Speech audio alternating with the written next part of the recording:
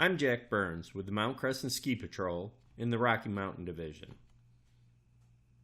In this video, we are going to look at the signs and symptoms of shock. A quick review. Remember that problems with the cardiovascular system can be volume related, involving the blood, container related, involving the blood vessels, or pump related, involving the heart. So let me represent the cardiovascular system with this crude but effective diagram. So starting with this bucket, we can represent all of the blood. The bucket represents all of the blood in the vasculature. Next, we have the pump, represented by a healthy heart. From the heart, we have the container, where blood is distributed to both vital and non-vital organs. So, what is a non-vital organ? A primary example is the skin, and we will see that the skin can be an indicator of shock condition.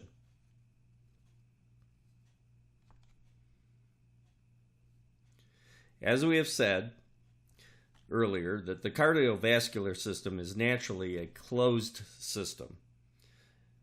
And so we have our cardiovascular system drawn here, and you can see it is shown with the three fundamental components, where A is the heart, is the blood, B is the heart, and C is the blood vessels.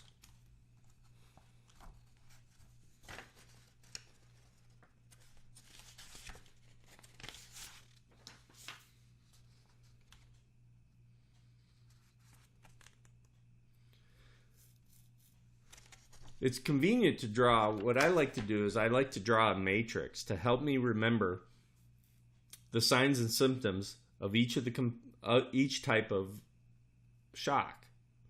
So what we'll do here is we'll start by drawing a matrix, and we'll put the types of shock along the top. So first, let's start with hypovolemic shock. Next is cardiogenic shock, misspelled. And lastly, distributive shock.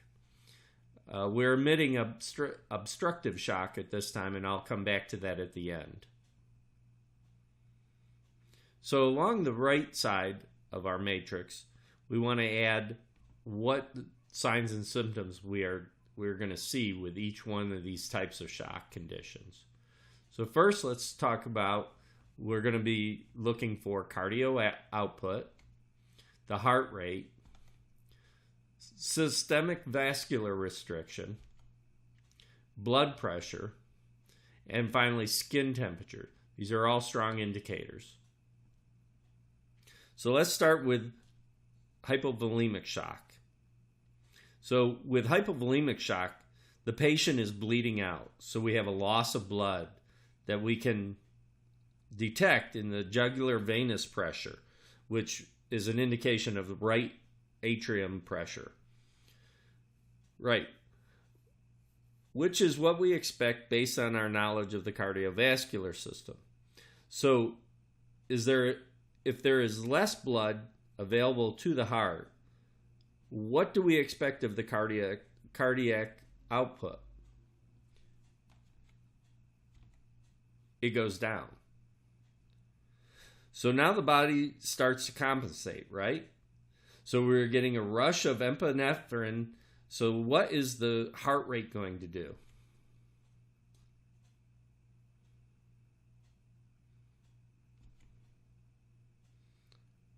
It rises to increase the cardio output, which we know is the product of stroke volume and heart rate.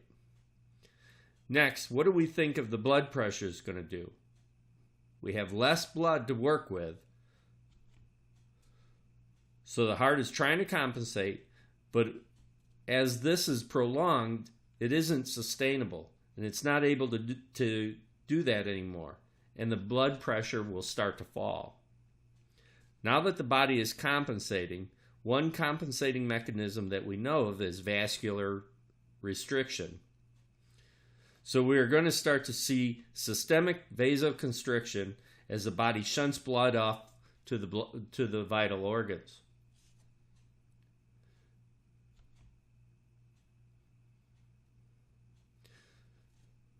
So now, with the blood being shunted away from the non-vital organs to the vital organs, what do we expect with the skin? So now we see the skin temperature is going to start to decrease.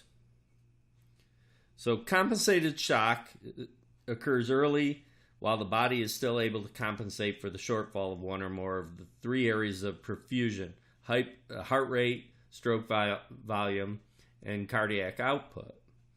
The signs and symptoms of this stage of shock include tachycardia, tachypnea, as well as cool, pale, and diaphoretic skin, which is what we expect. Next, we have cardiogenic shock. In cardiogenic shock, we have the pump-related issues. So the heart cannot adequately supply blood. So this may be a heart attack, heart trauma with medications, arrhythmias, or fast or slow heart rates. So if the pump isn't working effectively, what do we expect of cardiac output? It decreases. The problem isn't the volume, the problem is the heart isn't doing its job.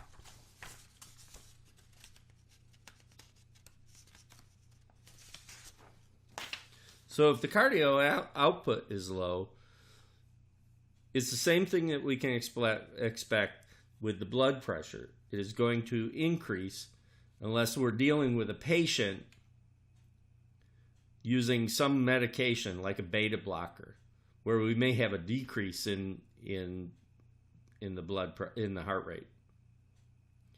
So if the heart isn't pumping, we may have an increase in blood behind it, so the jugular vasal pressure may go up. But because we are in cardiogenic shock, we expect the blood pressure to go down. Well, the blood vessels don't know the difference between not having enough blood and not having an effective pump. So they are going to do the same thing we expect to see with systemic vasal restriction. It's going to increase. And finally, what do we expect with the skin temperature to do? Well, once again, the vessels are constricting and shunting blood to the vital organs, so we expect the same skin conditions to occur when there is significant blood loss. So that's cardiogenic shock. We're going to look next at distributive shock. Now I have left the fourth type of shock, obstructive shock, off this chart to simplify things. And we know by the definition of obstructive shock that we are talking about issues related to the pump or heart. So that is what we see with cardiogenic shock. In distributive shock, we have a situation where we have an infection, like sepsis or an allergy.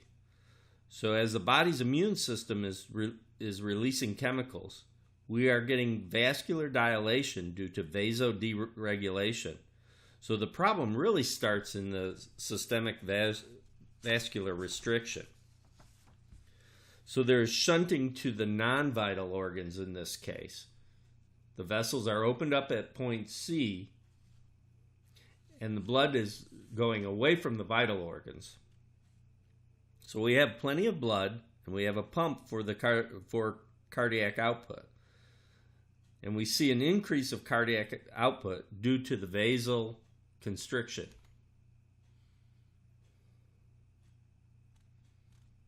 Vasodilation. We expect the heart rate to increase in infection, at least early, and the blood pressure drops.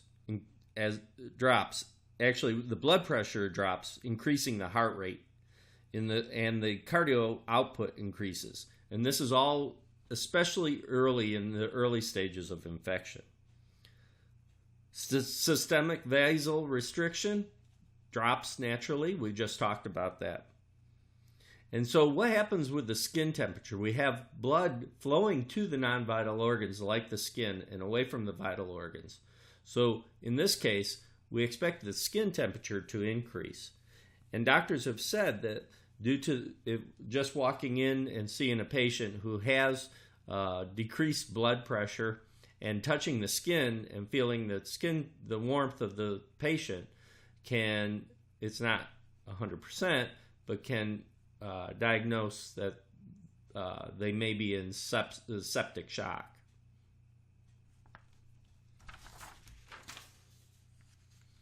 So there you have it. This is a very handy little chart.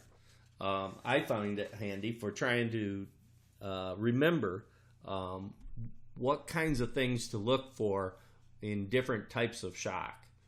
I hope this helps, and if you have any questions, feel free to contact me or look in your book. It's an excellent guide to these types of signs and symptoms.